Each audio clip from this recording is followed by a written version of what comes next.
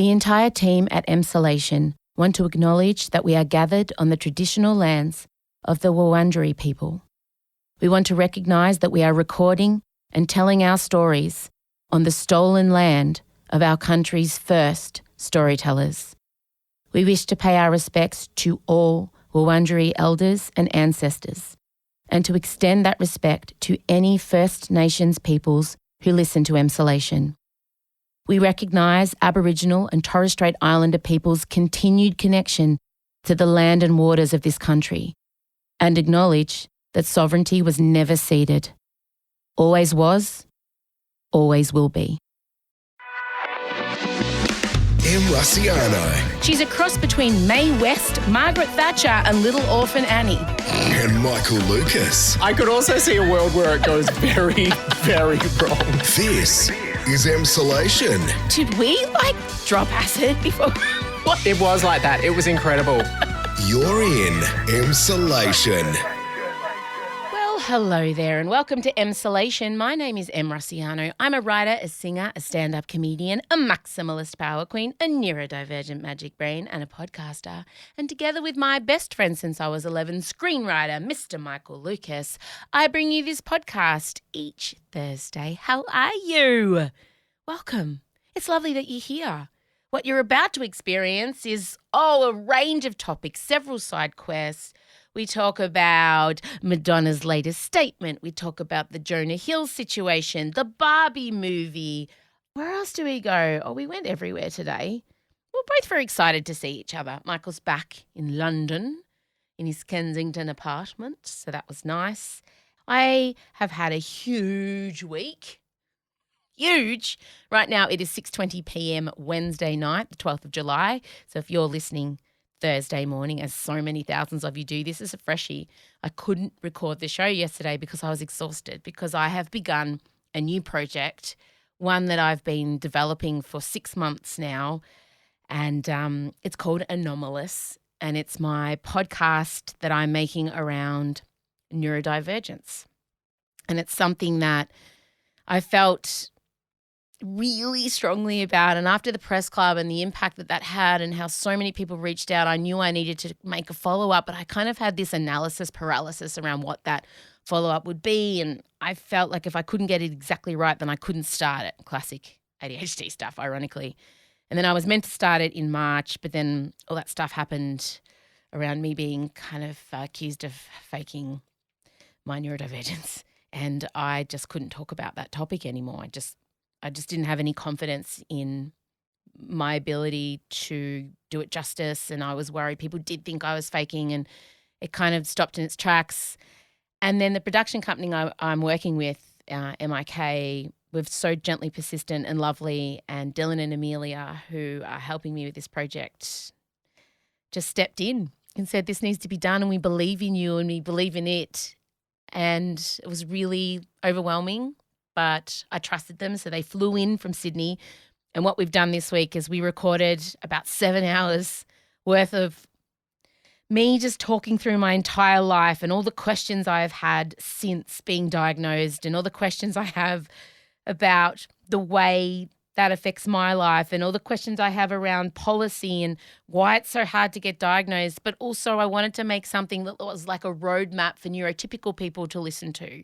Something that if you're a neurodivergent person and you're feeling misunderstood, or you want to get yourself across in a more articulate way, that you could perhaps play the neurotypical person in your life and say, here, this is me.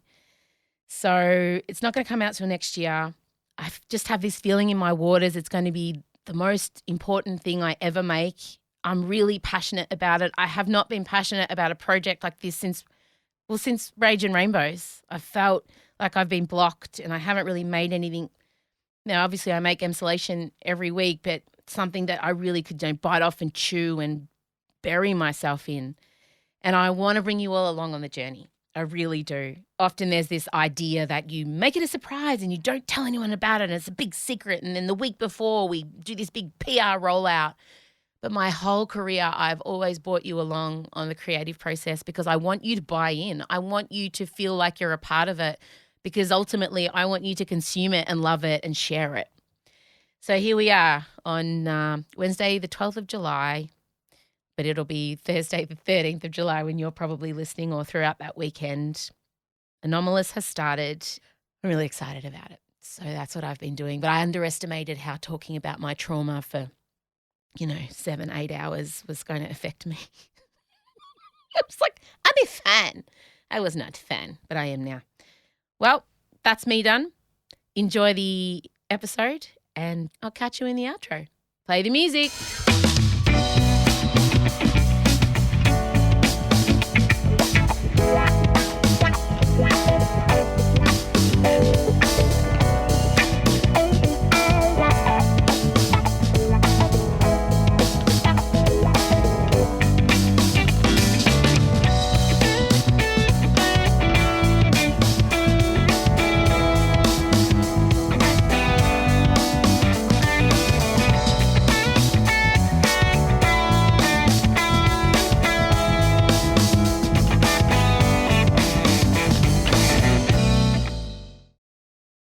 Em Rusciano and Michael Lucas. This is Emsolation. Michael Lucas back in his Kensington apartment after having spent what felt like 57 weeks in the Italian countryside. How are you feeling now you're back? Well, good. I mean, it did a funny thing to my brain because all of a sudden coming to Kensington felt like weirdly, this will sound so wanky, but almost like coming home. Like all my stuff was all set up where I wanted. I know. It was weird. It's an interesting thing, and I would advise to people, if you're moving to a new place, do a little weekend trip and come back, and all of a sudden you'll be like, all of a sudden this strange place sort of feels like my home, for better or worse. Well, I'm so happy for you. Look, Madonna has finally released a statement and saying she's on the mend, thanking her fans, but you and I do have confirmation that our show will not be going ahead when we will be in New York. That's correct. That's correct. But you know what? I actually think this was like contained within it a little personality test that I'm happy that I passed, because genuinely, I'm not even kidding, and this shouldn't be a surprise, but I was happier that she was alive and well, so happy that I didn't care that much, which I felt like, like a worse version of myself would have been like, oh, fuck it, I know you've had septic blood poisoning or whatever you've had with your infection, but I just wanted my show. I didn't really have that. I still don't really have that. No, and I also think you and I are obviously going to walk past her house quite a bit because she's just wandering around the streets of New York. Oh, no, I know what you mean. She's out and about. And also there are, you can see the names of the cafes near her place. Yes, I did notice that. I did notice it. Of course. I've written them down already. But the other thing I want to put to you is, do we now instead reroute to Vegas for 2 days so we can see Usher and or Adele? I'm just throwing it out there. Nothing but the cheapest travel suggestions. Have you seen how much Adele is? Look, maybe. I mean, I'll look into it if we need that little bit of extra pizzazz, because God knows the trip isn't stacked enough. I mean, I'm open to it. I would never say no to Adele in particular. No. And her show's wedding now, so we need to see it. I completely loved the post that Madonna did, the picture, which was filtered but not too filtered. I felt like she judged it well. But as you know, my favourite ever genre of Instagram post is the diva in the video tearfully saying that the show came on, and she didn't give us that. She did not. I respect it. It was restrained. But nothing will ever top Gaga when there was the lightning. Nothing will top that. Or Adele, my show ain't ready. But this was the time for Madonna to give us her version of that genre. And some may say she took a classier route, but I would have welcomed it. Let's just say one still could be forthcoming, because if it has to be postponed again, we're going to need more than a glamorously shot Instagram photo of her staring down the barrel. I'm going to want a tearful video. I'm going to want full production, lighting, gaze, possibly an interpretive dance, maybe a song. I don't know, but look, I'm so glad she's okay, and I do want to thank Emsolated Donna, who has sent us a magazine.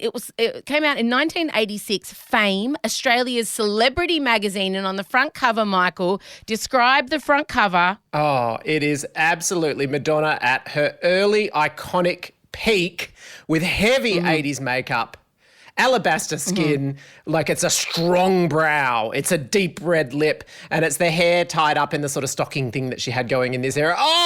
And then on the inside, we've just opened up to the inside. Of course, it's peak Desperately Seeking Susan / Into the Groove look. We've got talking the bangles, we're talking the black and white, we're talking the Lower East Side where Em and I will be staying. By the way, it's changed a bit since that era, changed just a little bit. You couldn't have sent it to a best person, better people. It's really kind, yeah. I'll read you some of the little article they've written with all the pictures of Madonna. Madonna, she's a cross between, now this was interesting, she's a cross between Mae West, Margaret Thatcher and Little Orphan Annie. That's a famous quote about her early on, and it did stick for quite a while. And I actually think that wasn't because at least that showed how complicated a figure she was going to become and how much she would divide people. Because really early on, it's people like, oh, she's just like Cyndi Lauper, only her voice is higher. But that gets at what was coming. She can come on like Marilyn Monroe, pouting and panting. She can come on like Mick Jagger, jumping and gyrating. She can come on like a virgin or like a whore. Imagine being able to write that in 2023. Imagine. I know. Weirdly, I did see a review popped up. I mean, my algorithm throws up a lot of vintage Madonna articles, and it was a review of her Who's That Girl tour. And the reviewer dedicated so much time to assessing how many pounds she'd lost since the Like a Virgin tour. And I feel like that today you would not get away with. God. So, Donna, thank you for this. She wrote us a lovely letter. Hi, Em and Michael. I've had this mag floating around with me since 1986. It makes me feel old when I realise you two would have barely been in school by then. Anyway, once you announced you were going to see Madonna in concert, I decided I would pass it on to you. What you do with it is entirely up to you, but I could never bring myself to throw it away for some reason. It's so kind. I know. It's so kind. Gorgeous. It's so selfless, and it will be framed, I suspect. Oh, yeah. I'm definitely – I was just looking around. There's so much to look at, but there's so much Madonna. I've got Madonna Girly Show poster. I've got all her tour books here. But also, to segue, what I'm looking at right now is my – Peaches and Cream Barbie. I have been invited to the Melbourne premiere.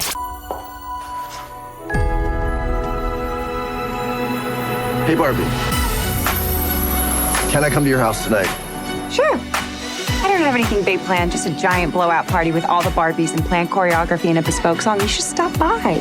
So cool. Yes. The theme is Barbie core pink, so I'm not sure what I'm wearing yet. Yeah. But the reviews are starting to filter through, and thank the gods above, all of them, the olds and the new. They're fantastic. The reviews are amazing. And you would have seen, Michael, I'm sure, Ryan Gosling as Ken's heartfelt ballad, He's Lost in the Woods. Have you seen it? Yes, of course. I've seen every bit of Barbie content. Doesn't seem to matter what I do. I'm always number two. No one knows how hard I tried. And I'm not even... I'm so excited. I'm not even a Barbie core gay or anything like that. I mean, I had a fascination with Barbie as a small child, and that was perhaps an early sign. But I cannot remember a time, except for maybe 1989 when the original Batman came out, when there was so much hype for so long, and I just drank in every... I keep thinking, fatigue, but then they're like, they're arriving at the premiere, and it's like, click, click, click, click.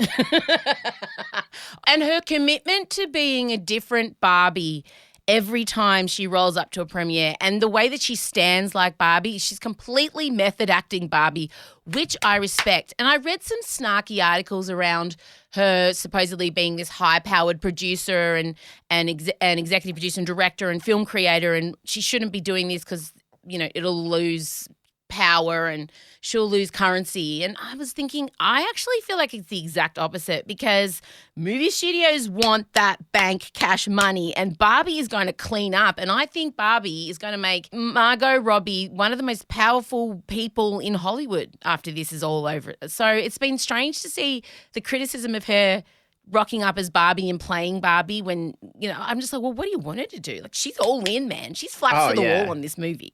Absolutely. Yeah. And it's very clear from what Greta Gerwig is saying that it was a real collaboration between them as well. Like, she masterminded it. And also a victory for her, because people have been wanting to make this movie for ages and no one could ever quite figure out who should do it, how to do it. And from the sounds of all the early reviews, the sort of the satirical and feminist bent which is somewhat hard to imagine in some ways, but that is clearly a huge part of the movie. And so for me, what's going to be fascinating is to see whether there's any right-wing backlash to the movie, that they've taken one of the sacred cows, some would say one of the sacred cows of the patriarchy, and they're putting this twist on it. And at the moment, it just feels like they cannot put a foot wrong, except for that weird thing about the China Seas that got it banned. Can you explain that to me? I know the Philippines have reinstated the movie now, but demanding they take the picture of the map out. I don't really understand. Yeah, well, Barbie, what was it? China is very fond of producing international maps that claim more territory than they actually should have. And so if a movie puts up a map of the world, it's very loaded, where you put like the divisions, the lines on the ocean and all that sort of stuff. And Vietnam read the map, which apparently they've come out and said, look, it's a really cartoony map. It's not meant to be naturalistic, but they read it as observing China's sea borders and were not happy with it. And so they're not going to show the movie. But I feel like there are already certain political risks in Barbie, just that they're taking this big commercial thing that a lot of people throughout, a lot of feminists have had real big issues with it. I don't think that they would be taking a risk with political sea borders as well. So I'm fairly sure that this was unintentional, but that's what it's about. Oh, thank you very much for that. I have read so many think pieces around why, you're not a feminist if you want to see the Barbie movie, and it's so problematic, and she's contributed to so many eating disorders and the way women view themselves. And I remember it was really all those articles that came, if Barbie was a real woman, she wouldn't menstruate. Remember all of that was happening at a time. And I just think all of those things can be true at once. But I just want to say to every single woman and hardcore Barbie gay, it's okay to be excited about this movie, and it's okay to love Barbie. And when you loved Barbie, you were an innocent kid, and it was just what gave you joy and happiness. And all of those things can be true at the same time. Yes, problematic, unrealistic expectations are placed upon women in the way Barbie looks. And Barbie has evolved. They've definitely worked hard to be better. But you can also still love it and not feel bad about seeing the movie. And I just, again, obviously the internet not allowing for nuance, but I keep getting these DMs from women kind of saying, is it okay that I want to see this movie? And I'm like, I love that A, people think I'm like some kind of final say on it. But B, if you think I am, yes, it is totally fine. My Please answer would probably be, look, probably not, but we all are going to anyway, and we're all going to enjoy it, and that's at the end of the day. But having said that, I'm fascinated because I trust Greta Gerwig. I really do. Yeah, I can't myself see, to me, I'm thrilled that they're adding in all these different Barbies, but let's make no confusion. There is one look for Barbie that we all know, and there's a reason why Margot Robbie is the face of this whole shebang. We can all say that we can embrace Barbies with different sizes and everything, but Margot Robbie works in this role, and we all know why, apart from her amazing acting. We all do. We can't deny it. It probably is bad on some levels, but... Excuse me. Skipper was very important to this brunette. I won't have you discount but also maybe Barbie. they're embracing that. It sounds like what they've managed to do is embrace the fact that we're all going to go for that, and then put in a twist and bury a different perspective in there. I think that's what they've done. But I'm fascinated to see how. Either way, it's just a fucking movie, guys. Just fucking chill out. All right? Like, there's just so much. There's so much angst around this. And it's been odd because I'm embargoed. I'm not allowed to talk about it until the Wednesday. And I just like, people are already talking about it. So, and it's all good. I feel like if I come out, I'm going to say what I think. I'm not going to wait till Wednesday. Imagine me leaving the cinema on Monday, Odie and I going. And I mean, just going, I'll talk about it in a couple of days. I'm not going to say a word. Like, I'm frothing. I haven't frothed. It'd be interesting if you thought it was bad and you come out, and then be fascinating if there was any blowback to that. Because I'm sure they don't mind. The people that are mostly tweeting now, they're breaking embargo, but they're basically saying it's wonderful. So, of course, they're not going to take action against them. Look, as you know, I have an excellent poker face and voice. So. Oh, I saw you walk out of Cats. Well, the exciting thing is this premiere is at the same place that I saw Cats. So. Hallowed sacred ground. I don't care. even though Cats was a terrible, like, dumpster fire movie, I have such a fond memory of the night with my daughters. And us all just turning to each other when Idris Elba's dickless cat appeared. Oh, yeah. And just going, what's going on? And then Taylor Swift was there and James Corden. And I remember the girls and I just going, did we, like, drop acid before? What? It was like that. It was incredible. And I just remember the dancing grasshoppers and Rebel Wilson and James Corden and just, that was amazing. God. What an experience. My mum is a Cats defender. What? She watched it. The movie? Yes, she watched it. She goes, I thought Judi Dench was quite good. And that music is good. Memory, a lovely song. Stunning. Absolutely. Well, if Joe gives it the seal of approval, I'll rethink it. I think I need to rewatch that. Maybe we can rewatch that when we're in LA and it's legal to have some kind of gummy, because I feel like that thing would be hilarious on legalized gummy. Hilarious. I could also see a world where it goes very, very wrong. All right. In other exciting news, Britney Spears revealed today that her memoir, The Woman in Me, will hit bookshelves on October the 24th. That's Marcella's 22nd birthday. Yeah. And she was reportedly paid $15 million US for it. Yeah. By Simon & Schuster. And I'm just going to tell everybody, from what I've read, Justin Timberlake, Jamie Lynn and Jamie Spears should be quaking in their fucking boots. Absolutely, yeah. Now, do you remember Jamie Lynn, her sister, put a book out last year? I do not remember. And- I did not purchase and read that book. What? Alas. What? No, well, I'm sorry. The Spears girls, their titles are so earnest. So Britney's is called The Woman in Me. Which is a Shania And- Twain album. That's confusing. It's a Shania Twain late 90s album in the era when Britney was around. And the photo on the front cover is from 2001. It's really confusing. The photo on the front cover is her from 22 years ago. Wait, how's my maths? 22, 2000. The maths ain't mathin' for me today, I'll tell you. No. But what I wanted to remind you all was what Britney said when Jamie Lynn's book came out. I just want to remind you all the statement that she made. Why do I keep seeing? I had it up on the screen. I was trying to. One moment, everybody. Okay. Here we go. Okay, here we go. Britney has been angling to write a memoir ever since her younger sister, Jamie Lynn Spears, wrote a scathing book titled Things I Should Have Said. And this was Britney's response when the book came out. I'm going to do it as Britney, okay? Congrats, bestseller. The nerve of you to sell a book now.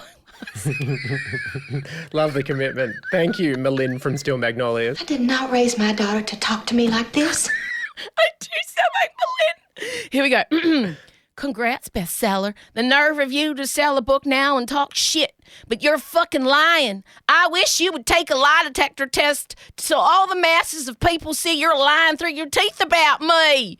I wish the almighty Lord would calm down and show the whole world that you're lying and making money off me. You are scum, Jamie Lynn.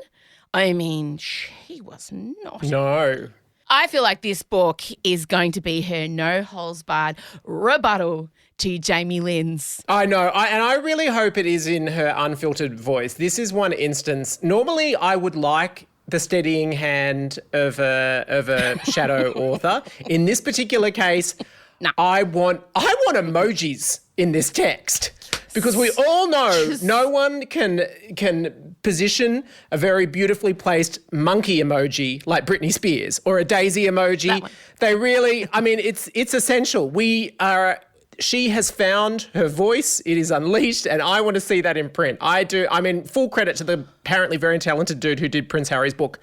But That's not what I want here. No, I want to somehow incorporate that whirling dervish dancing she does in bikini bottoms and peasant shirts and cowboy boots. And they're like There the should be Burmese like a dog flip that's page of the book where you just get her around. Woo! with her mascara down her face and her hair extensions flying. Like, I just can't wait. And I just want this to be the most unhinged, ratchet, Southern woman seeking revenge, shade-filled clusterfuck of all time. And I will clap and I will do dramatic readings. I cannot. I have to say, and I can't believe I'm saying this and it feels blasphemous, I'm now more excited about this than Barbara's memoirs. I'm so sorry. Hi, gay. Oh, no, that's fair. That's fair. I mean, there's drama here. And Barbara is an inherently political sort of a creature in a way that I love. She is a careful person. Britney, not so careful. Yeah, no. I wish she had called it Zero Fucks, honestly, and that would have been perfect. Justin Timberlake oh my God, he must be so stressed. Jessica Biel must be doing like 50 push-ups a night. Like, I can't wait. Push-ups a night. Well, what about how do you think Christina Aguilera feels? I feel like They've sorted it. I feel like this is just a petty pot shot at the family and Justin. I just don't think she's going to go for other people. But also Simon & Schuster, by the way, they're who published my autobiography. So I do like that Britney and I have the same publishers. Yeah. It feels right. And you know what? If you were to write an unhinged tell-all, woo! Well, I tried. The lawyers at Simon & Schuster are quite, in all seriousness, I made a joke about how I had a Jenny Keys for Coogee cardigan on the night I went to see John Farnham and how it had giant sheep on them. And the giant sheep were just so sexy and nothing says, do me John Farnham like giant sheep. And they made me take that out because they said it was inferring that John Farnham would have sex with sheep. Oh, well, it's in the podcast now. But that was something they made me take out. Wow. Speaking of John Farnham. Yes, the doco is going to air on Channel 7. And so finally we meet the point. Are you going to keep running and avoiding, or are you able now to find a quiet space and embrace it? Yes. It closed in cinemas on the weekend and I watched it close, and now it's going to be on the television July 24th, sit into my brain. I will be watching it by myself. I'm preparing. I'm going to do it. I knew I couldn't do it in public because I would get too emotional and I didn't want to weep and ruin other people's experience. It was just going to be too much, all-consuming. But I'm going to sit down by myself quietly. I might make Scott sit with me and hold my hand, and I will finally watch the John Farnham documentary. Thank God. I promise you. You'll be live threading. But Also, the only thing is, for someone who doesn't like pop-up ads, though, have fun with 7+ watching that. Maybe it'll be good for you. Maybe you'll need like a little breather every 5 minutes of a Bunnings Warehouse ad to come on. We're side questing. Threads, new social media platform. Zuckerberg's answer to Twitter. It's going off. The girls are throwing down. Musk is suing him for stealing of intellectual property. Mark Zuckerberg went and hired all the Twitter people that got fired, which is smart business practice, really. Yeah. Threads have started. Are you a threader? I'm a mad threader. Are you a threader? Not really. I mean, I did sign up, but no, not really. No. I've been going through a funny thing. The death of Twitter actually was depressing for me. And I just can't go on Twitter anymore without, like, the stuff that site throws at me is surreal. And it's like, I don't know why they think I'm in the market for reading the most disgusting things about Meghan Markle or trans kids or whatever. But for some reason, I just get hurled that stuff. So I'm barely on there. And there was a piece in that. There really was. Because I'm off Facebook, essentially. And despite the odd weird bot creating a fake version of my page, I'm not on Facebook really. And I don't shut down anything. And I'm very peripherally on Instagram. And there was this piece, but now Threads has come in and it was removing a lot of the reasons for me to be off these platforms. So I'm conflicted about it. But tell you what, you dove in head first, belly first, just all in. As far as I'm concerned, Threads is a dictatorship. I am the dictator. I don't read anyone else's threads. I don't read the replies. I don't see the likes. I go there. I say something completely unhinged that has just come to me on the toilet and I run. That is how I treat it, like a smoke bomb. I'm sure people are coming for me. I have no idea because the algorithms are just like everybody's in. At the moment, Meta have got the floodgates open and they're letting everyone see everything of everyone. There's like an all in. We're not in our corners of the universe yet. And I'm quite aware of that. But I find it liberating because I don't care about what's coming back at me. Twitter M and Instagram M have merged because Twitter M and Instagram M are two completely different M's. Totally. Yes. Because the photos and the videos are something I have to think about and I can do a few versions of. But over on Twitter, I just fucking I didn't even care. I was like, abortion rights, gay, trans rights. I was just doing all the things they say not to do at dinner parties on Twitter. Yeah, it's basically on Instagram, you're essentially having some sort of wild, neurodivergent gay rave, and then you go over to Twitter and basically it's like some sort of war zone, destructed city where you occasionally chuck a smoke bomb. And my poor shell-shocked Instagram followers had no idea. And because Threads transfers all your Instagram followers over, these poor people who have only been seeing whimsical videos of Elio and me talking about my brain and what I'm cooking for dinner, all of a sudden they're just getting unfiltered, unhinged Twitter M. Yeah. And I've had a few messages like, are you off your meds? Yeah. Are you okay? We're not used to seeing your thoughts transcribed in quite this way. And I'm like, strap in and strap on, dickhead. This is me, unfiltered and live. But don't you miss, really for me, it. the big downside of it is my love of Twitter was when there was a live event or indeed a TV show and everyone was watching it all at once and they could all comment on it all at once and you could see the feed as it happens in real time. But Threads is it's not a hashtaggy place, so they don't have that aspect nearly as much that I can see. And also they go so hard on the algorithms that your feed is always curated and not time-based and so it doesn't have that function for me. And so, clearly we're using these apps in completely different ways because that's why I would be in. I would be in to follow some sort of live event. I'm just using it as this like kamikaze baptism of fire, you're either in or in my way vibe of the people who survive my threads. They're my people. Like, this is my way. This is your test. The community members and the fans of mine who survive Threads. Yeah. We're on. I love it. I just hope you meet mothers at the school gate going, before we go any further, I'm just going to show you my feed, have a read, come back, we'll talk. I understand if you want to take your kid out of this school. Oh, my God. It's Emsolation Extra. Haven't subscribed to Emsolation Extra yet? Here's what you've missed out on this week. Odette started a new school this year and I rolled up and standing out the front, I see a woman clutching a bit of paper. Can I tell you the relief when I saw you? Because I was so anxious about her starting at this school. What about the hug? We didn't even know each other Oh, very my God, well. we didn't. I was hugging both of you. Even though I know Ruby doesn't like hugging. So my oldest does not like hugging. She's got no business with it. And I'm launching myself at you and relief. your perfect child. You're a good hugger. She is a great child. It's a big hug. And so you and I just decided, we'll introduce them. Can you imagine? Can you imagine being our poor daughters, Em Rossiano and Julia Morris? Totally. But do you know, the second I spotted you guys, because I guess early in our conversation, I was like, oh, my God, you know. And then, is your daughter starting here? Yes. Where is she? Let's go and stand there because it's a school where it starts for year 11 and everybody's new.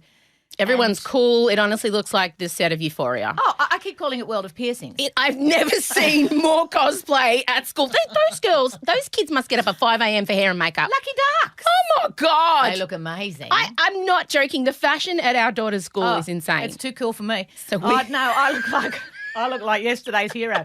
I look like I'm in a JPY clip on Sydney Harbour. That's how old-fashioned You are not. You are so fashionable. I've seen your cupboard. I've seen your wardrobe. I've seen it. Don't you So the lie. girls then, of course, they're going to have a lot in common. Oh, they do. They've got, well... but we dragged Odie through. So you and I are like two hens walking through all the kids and then we find your Ruby. Yes. And we're just like, here you go. Be friends. Yeah. Please be friends. Do you know there was another child that said to Ruby, "Oh, here comes your mum." Of course, she's always loves being the centre of attention. What? I'll have her killed. What's her name? Do you know what I mean? How disgusting. I know. And also true. Yes. But look how well it's worked out. You noticed me, bitch. So we just left them there. Yeah. To bond. Absolutely. Both scarred in similar ways by an outspoken mother. Well, I don't think outspoken. I just think Brilliant, I think is the word you're looking for. Yes. Hardworking. Spectacular. Determined. Absolutely. Stands up for what they believe in. Super bright. Amazing. Yes. Always looks good. Turns up. Doesn't have jowls. No. Those photos are lies. Well, somebody did tell me that I... Will you stop listening to assholes? I know. Why do people keep telling me about the surgery I need? I'm like, I'm 55, love this. And also, I'm a jizz-free zone. Jizz-free. So I've got to let this balloon go. Who cares? Oh, my God. For all of that and so much more, subscribe now at emsolation.supercast.com. It's Emsolation Extra. M. Russiano and Michael Lucas. This is Emsolation. Let's move on to something really unpleasant. Everybody's talking about Jonah Hill. Yes. I've got to do a harp here. Jonah Hill for me has always been like this massive douchebag who, remember the Pussy Posse? Do you remember that whole phase of Toby Maguire, Jonah Hill, Leonardo DiCaprio? Yeah. And they literally, without any irony, call themselves the Pussy Posse. So that's kind of where he sat for me. And then he rebranded and he became an was a internet feminist hero and- for a second because he was like all Yes. about body acceptance and he was clapping back at people that reported on his weight and people really got behind him for that. And he spoke openly about mental health, which is great in space for men, obviously. And so he was kind of, like the reformed, self-aware douchebag in my That's eyes. right. And whose sister was incredibly talented and who I amazing enjoyed. sister. Yeah, Beanie. Yeah. So Jonah Hill's obviously hit worldwide headlines about the text he sent his ex-girlfriend, Sarah Brady, when they were together. And Sarah released screenshots of the texts. And in them, Jonah, he was weaponizing language he'd clearly learned in therapy to control her behaviour. And he was using the term boundaries to basically dictate what she did to alleviate his insecurities. Yeah. And for me, what I've noticed, and the things he was sending her was, you're not to, and she, by the way, is a surfer and a model. And some of his boundaries were don't surf with men. I know. Don't put up photos of yourself in bathers.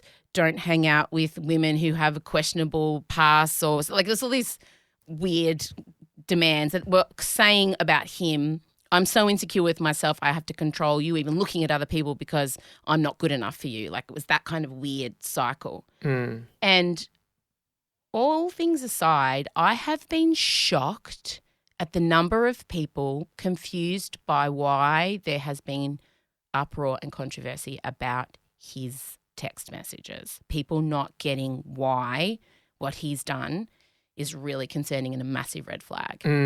Well, and a lot of conservative people saying women should be held to these standards. I'm not kidding. There really are quite a few. I know. And I just, in case, I first want to say, if you've read all these articles and to yourself have thought, I don't really get what the big deal is, that's okay. You just need to maybe learn a bit more. I want to remind you that a boundary is a limit you set for yourself. Control is a rule that you impose on someone else to limit them. And there's no nice way of being controlling for those people saying, his language was really gentle and he was just expressing how he would like her to behave so they can be together and it's fine. It's not fine. It's just not okay. And there it's like I just said, no gentle way of being controlling. And therapy is for self-improvement. It's not something to use against others. It gives you the tools to be a better person, and how you use those tools is really what counts. So going to therapy doesn't automatically make you a better person at all. It's how you use the shit you learn. And I was really uncomfortable with that thing he made with this psychiatrist. I was. Did you watch Schultz? No. Yeah. I only read the main text that everyone is like spreading around. Well, people loved it. I remember watching it thinking, I don't think a mental health professional is meant to talk about themselves as much as this guy Right. is. And it felt like a strange relationship for a therapist and a client to have. But I don't know. I've just been really surprised at people kind of looking bewildered as to why everybody's saying red flag, you know? Yeah. And also, I think when you saw them in context, it was also in the moment her responses as well, that she was like, it's taken down. Like they'd hit a point in the relationship where she was very obsequious to all of those sort of things. And there was something that was deeply unsettling about all of that. But yeah, for me, it was the fact that the word boundaries, we've gotten used to it. We've gotten used to it as something that it is good to be clear about your personal boundaries, and to see it twisted on its head where you're setting restrictions on other people and putting it in that language. And yeah, it's true that he was saying, I just letting you know that that's what I need. And then even saying things like, essentially he's saying, fair enough if you don't want to do this, but I'm out. So I will withdraw my love if you don't do what I'm asking you to do in this list of things as well. Yeah, it was a real ride. And I'm trying to understand the people who are kind of going, well, what's the big deal? And I wonder if a lot of women especially have seen this kind of controlling behaviour laid bare in someone else's relationship. They've seen people react negatively to it. It's made them go, oh, but my relationship's like this, shit. Does that mean I'm in a toxic relationship? So they've maybe lashed out against it, or they've gone, yeah. That it's that weird, uncomfortable space of maybe they've seen their relationship in what is being splashed across every tabloid and every online news site in the world. They've seen their relationship reflected and the negative kind of coming towards it, and then it makes them panic. I'm trying to understand. I know, and for me as well, it's also an insight into, you always observe sometimes your friends get in relationships, and the good relationships are the ones where your friend becomes almost more themselves, or more relaxed about being themselves, or more, their personality doesn't, not that people's personalities don't evolve, and obviously when you get in a relationship things can change, but that when it's a good relationship you feel that, someone loosens, and when it's a bad relationship, you see your friend shutting down and making themselves smaller, making less of themselves. And in this particular case, he's going after the core of her profession and the core of what she loves most in the world. It's, he's dating an athlete and a model, and a 25-year-old athlete when he was 39. Yeah. Let's not forget that part. So, yeah, I did want to talk about it a little bit. Obviously, every man and his dog has had an opinion on this, and I hope that if it has kind of brought something up for you, that you're able to think about it and process it and maybe, seek some help around that. But it is very controlling behaviour. Although it has given me some, when I said to Scott yesterday, I need you to cook dinner in the nude. That's just my boundary, and you need to respect it. So I have been using that's my boundary in some, unhinged ways. And the other thing I said on Threads was, honestly, his list of boundaries was my idea of a great weekend. Absolutely. I have to say and all of those emotionally messy women hanging out on the weekends. If I was asked to get rid of that, I don't have either a social life or a professional life or an income, frankly. Where are all my messy, unhinged women at? All right, that's enough from us. The countdown is on. My suitcase, I ordered a new suitcase, a trunk-style suitcase that arrived yesterday. My packing sales are coming tomorrow. I thought you said a Trump-style suitcase. Sorry. No, a trunk. Just completely tripped up. A trunk-style? What does that mean? It's zip in the middle, so you've got equal space at the top and the bottom. It's kind of like an old-school retro-y trunk, but it also looks like I'm going to go on safari in the Amazon because it's kind of army green and orange. Okay. And then I got myself a matching a backpack / suitcase case that matches that. I also got myself a crossbody bag. I bought a lock for the door in the hotels. I've got my universal charger plug-in thing arrived. My very special eye mask arrived, which blocks out all of the light, but also protects my eyelash extensions, which I'm planning on getting before I leave, just so I look done at all times. What else has arrived? My pill separator box arrived. I got one of those, but then my doctor said today, don't put your pills in a separate box. Keep them in the packet with my name on them because they'll just tip them out, and I do not want them tipping out Mummy's Valium or Mummy's ADHD medication. So I've got notes for those. What else has arrived in the mail for my trip? Oh, I got these amazing mister bottles for all my facial stuff because I've got to take it all in 100ml bottles so they don't confiscate that off me. So yeah, I'll start packing tomorrow. I'm leaving in 40 days, so I should be right. Yeah. Whereas my 79-year-old mother is leaving in a couple of days, and I don't believe she started packing yet. But anyway, we all have different. And the worst thing is we're going to get there. There's never going to be more of a stark difference between the two of us because already my lack of effort and detail in day-to-day life is bad when I've got access to my full wardrobe. When I'm traveling, the bar goes lower. We're going to do a best friends shopping montage the minute I land in New York. You and I are going shopping. It's like we're going to buy jet lagged as hell and wandering around, trawling up and down Fifth Avenue going, my eyeballs will not rest. Yeah. Remember when Grace took Annie shopping after Daddy Warbucks adopted her? In this scenario, you're Annie and I'm Grace. Okay. We got Annie to Michael's getting fashion, and I'm going to be like a Fosse girl, and this is how I imagine the montage happening. So it's going to be great. All right. Thank you so much. I'll chat to you soon. Yes, you will. Goodbye. Bye. This is Emsolation. All right, that's it. That's all we have time for. Don't forget, if you want to catch all the exclusive premium Emsolation extra content, go and subscribe or check out. Just have a little sneaky peek.